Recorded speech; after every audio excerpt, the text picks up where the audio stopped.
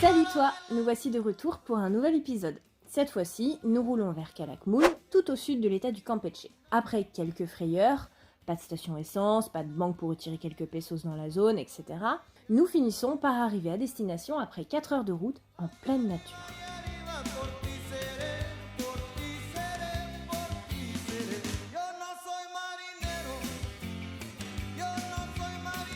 On va vous montrer notre petit nid d'amour pour cette nuit dans Calakmul. Alors évidemment, si tu n'as pas la clé, tu ne rentres pas. Oui, car les portes s'ouvrent automatiquement à Calakmul. Donc, voyez comme c'est beau. Il n'y a pas de fenêtre. Ce n'est que des moustiquaires tout autour. Bon, là, il y a quelqu'un qui fait de la tronçonneuse, mais c'est extrêmement calme. On est assourdi. Coucou. Voilà.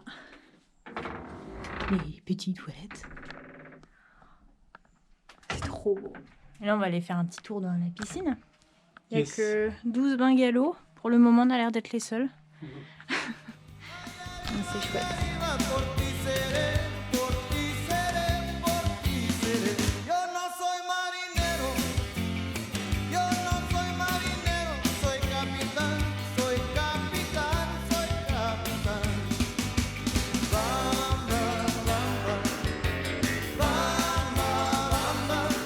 Le soir, nous avons été en direction de la grotte chauve-souris vers Balamco. L'idée, c'était d'observer le magnifique spectacle des chauves-souris partant à la chasse dans l'immense jungle alentour, un peu avant la tombée de la nuit.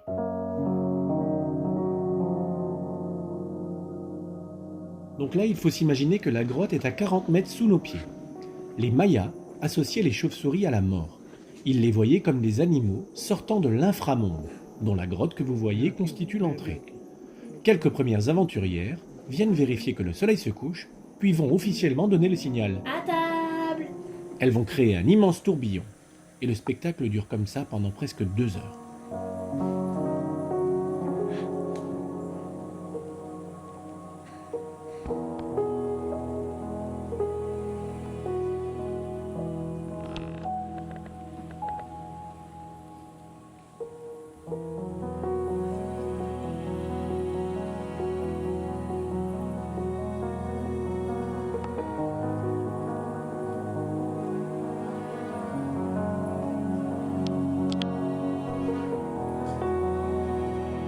Ces chauves-souris sont indispensables à la survie de la forêt de Calakmul car elles permettent sa régénération via la pollinisation.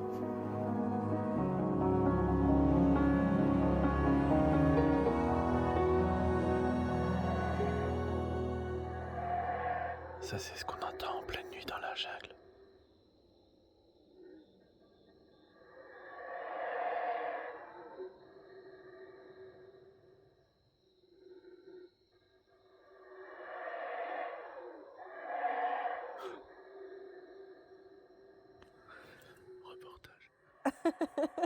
Qu'est-ce que tu en penses, Anne-Sophie? Eh ben...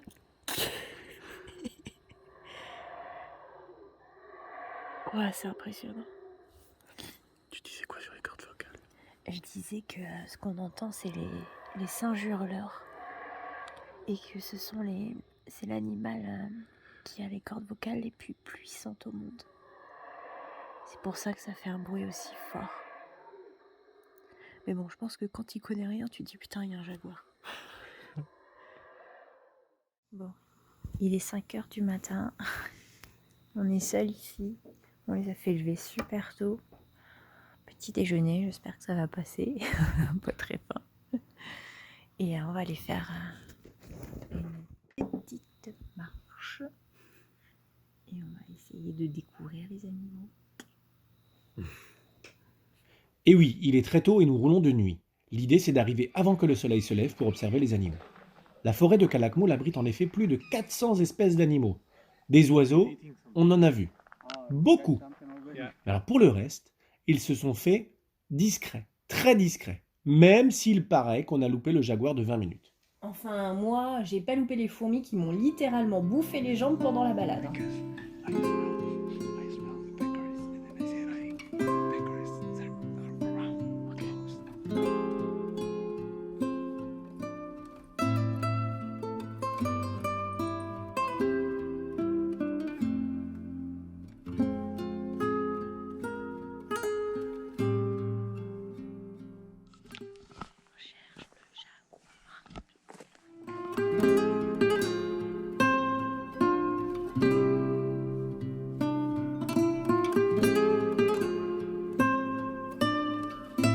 On a ensuite repris la route en direction de la cité de Calakmul.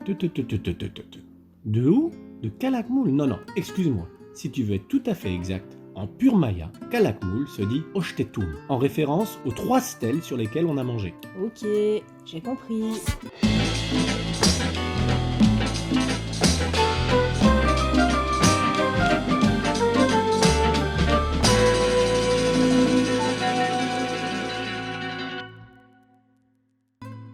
Hola, Oshtetun, le royaume du serpent, est la plus ancienne et puissante cité maya. Elle a été habitée par plus de 50 000 habitants à compter de la fin du 5e siècle et pendant près d'1 millénaire avant d'être totalement engloutie par la jungle. Le royaume contrôlait les cités des alentours et c'est sous le règne de mon vieil ami, le roi Yoknumchim II, dit le Grand, voilà, on l'appelait comme ça, au début du 7e siècle, qu'ont été construites les plus grandes réalisations du site, celles que l'on va te montrer. Dis-toi que le site représente à lui seul une trentaine de kilomètres et les vestiges se trouvent sous une marée verte qui nous enserre. Oshtetun a toujours été la grande rivale de Tikal située au Guatemala et qu'on en a pu apercevoir à la jumelle du haut de l'énorme structure numéro 2, haute de 45 mètres.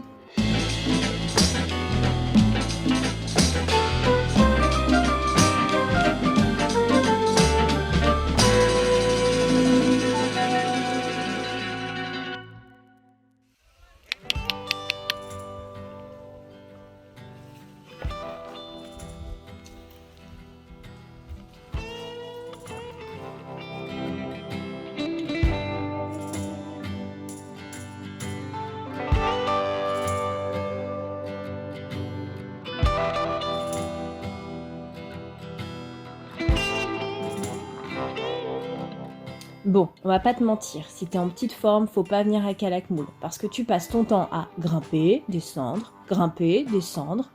Après, comme t'as l'assurance là-haut de voir un paysage qui t'en fout plein la gueule, bah franchement, t'oublies que c'est sportif. Ça va ma Lucky Lady?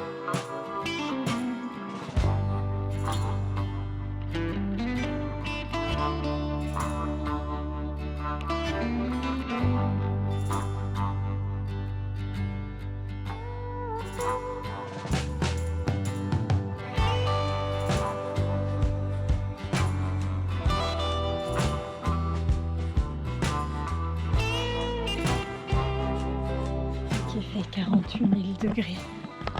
Putain, il fait tellement chaud.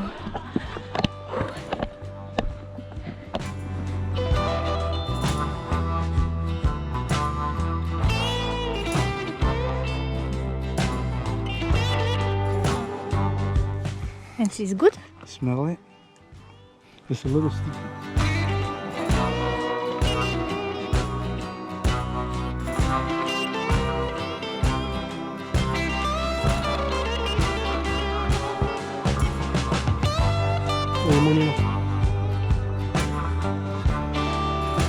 Allez, changement de sens.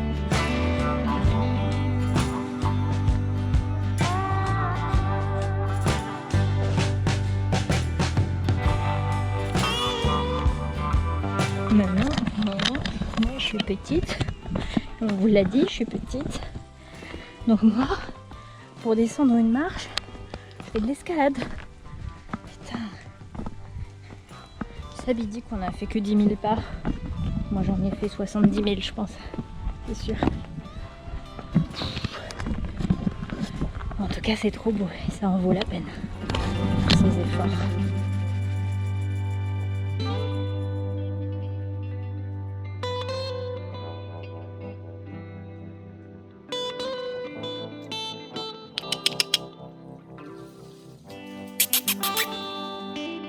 Je vais te dire qu'après 10 heures de marche, reprendre la voiture pour rentrer, c'était difficile.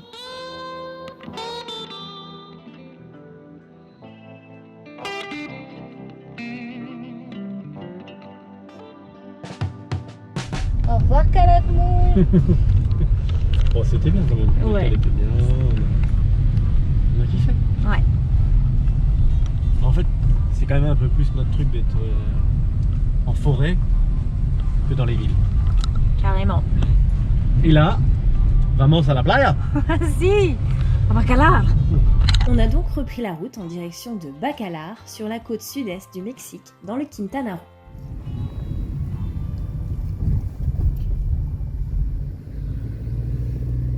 Est-ce que tu as quelque chose à dire sur les dos d'âne ici? C'est violent. Les ânes ont un dos très bossu, on va dire. Ouais, ils font bien 30 cm, 40 cm de haut. C'est énorme, ouais. Ouais, non, c'est assez impressionnant. Et surtout, ils sont pas très bien indiqués. Ouais. Donc t'as intérêt à avoir de bons freins. Non mais d'ailleurs, tu vois, hein, sur toutes les bagnoles, ils ont les amortisseurs complètement défoncés. Ouais.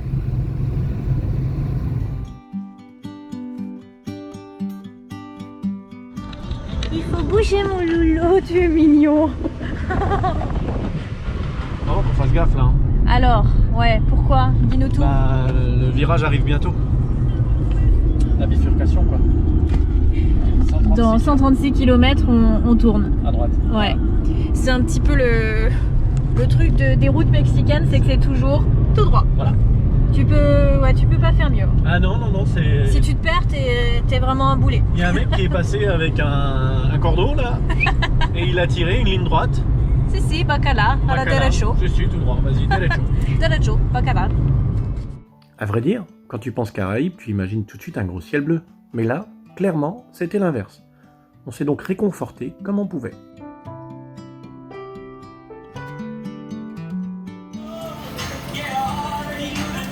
Quand on vient au restaurant, commander le guacamole, c'est un passage obligatoire, en tout cas pour nous. C'est-à-dire qu'à chaque fois qu'on va au resto, on demande du guacamole. Et il est bon, il y a des bouts dedans. Quand ça s'est calmé, on est parti découvrir un peu la ville. Bon, il n'y a pas grand-chose en fait, c'est surtout la lagune qui est jolie. When the night has come and the land is dark and the moon is the only light we'll see.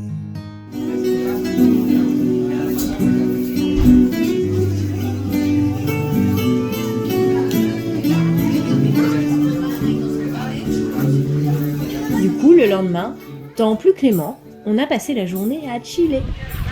Et bien, aujourd'hui, pour les 30 ans de Baba, pour l'anniversaire, nous avons passé notre journée donc sur Bacala, qui est une lagune. Et c'était pas au programme qu'on fasse ça, mais bon, ça a dû se faire. Il fallait que ça se fasse, donc ça s'est fait. Et on a passé notre journée ici, avec cette vue,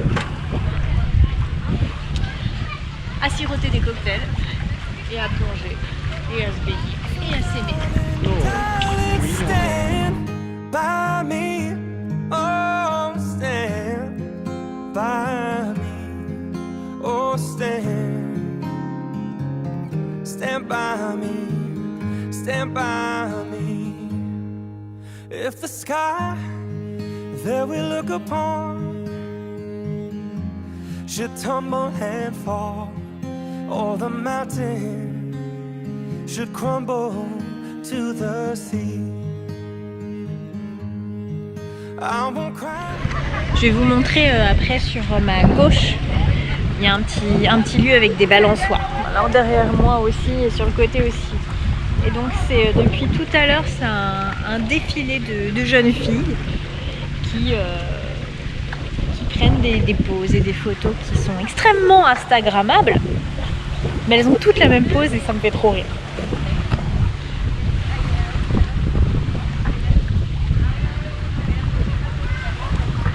Ouais, je me détends, je suis bien sur ma balançoire.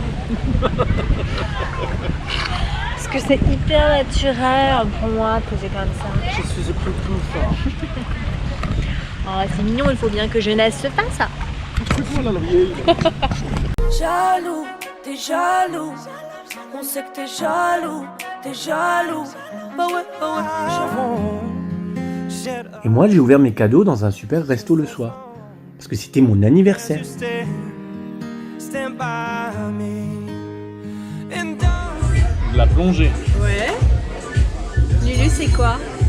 Un chien. C'est quoi comme chien? Un bulldog. Ouais. Tu vas plonger avec les requins bulldog. Oh vache.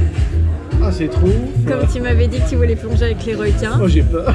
tu vas plonger avec les requins bulldog.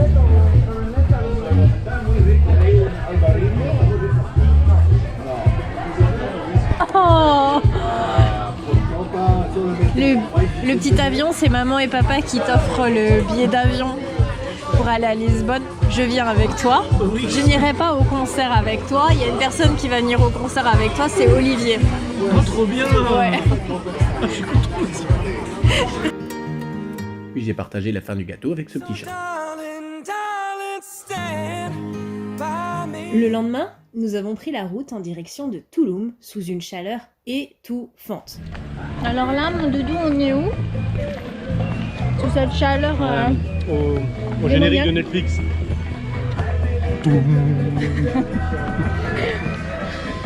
Pas ça? Si. On est à Tulum. On est à Tulum. À Il y a- Tulum, ça a l'air top. Bon, il y a beaucoup de monde, beaucoup de touristes, pas trop notre truc, mais c'est une zone archéologique qui est en bord de falaise, en fait, en bord de l'eau. Ouais.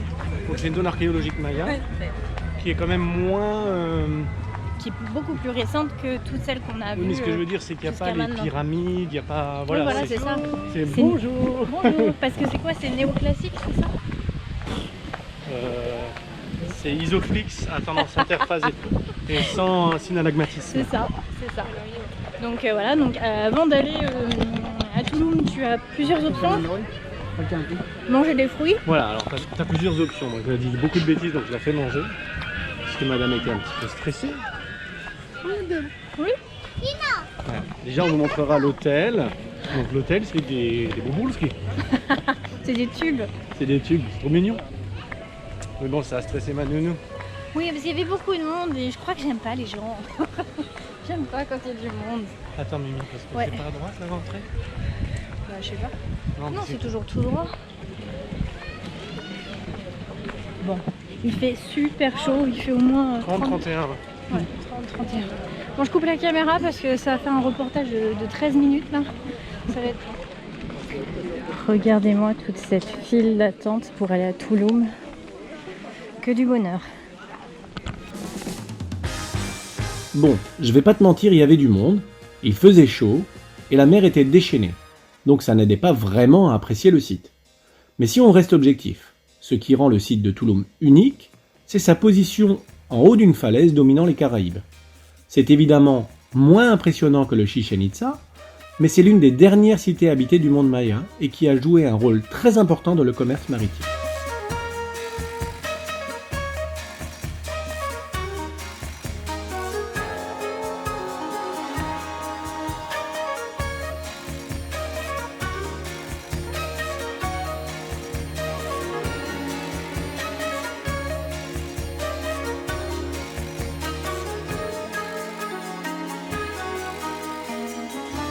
Bon, après c'était cool hein, parce qu'on a recroisé Marielle et Antoine et on est parti à la recherche d'une plage sans prétention, sans trop de touristes, tu vois, la cool. Non, bah à Tulum du coup, c'est plutôt ça.